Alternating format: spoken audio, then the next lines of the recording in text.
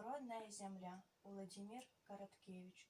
Я хочу правесці вас па зямлі, якая для мяне даражэй за ўсё. Самы утульны і чароўны кут. Якая яна, моя зямля? Гэта залатыя палі збажыны з сінімі вочкамі васількоў, светлыя ад бяроз гаі, што аглухлі ад птушынага звону, і пушчы, падобныя на храмы.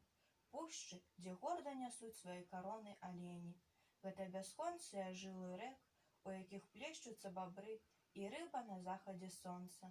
І гэта амаль 11 000 азёр, чыстых, як усмешка дзіцяці. Гэта ў мінулым гераічная і шматпакутная зямля. Безліч разоў грукалі па ёй палясніцы вайны.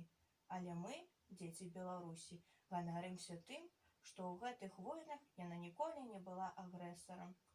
Іншая справа, што яна заўсёды мужна і да канца бараніла сваю праўду і веру.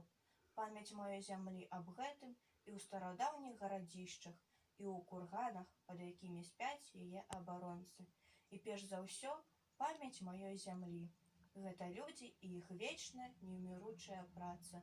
Пранікніцеся любоўю да маёй роднай Беларусі, людзі, велічная, гордая, яна таго вартая.